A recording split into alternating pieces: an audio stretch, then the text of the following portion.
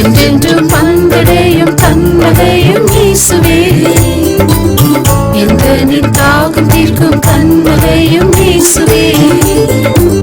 ஒளிமயமான எதிர்காலம் ஒன்றை நாடியே உலகெல்லாம் அலைந்தலைந்து தேடியும் நான் காண்கிறேன். கர்த்தரின் நாமமே பலமான துருகமே, நான் அங்கே ஓடி சுகமாக தங்குவேன். கர்த்தரின் நாமமே பலமான துருகமே, நான் அங்கே ஓடி சுகமாக தங்குவேன்.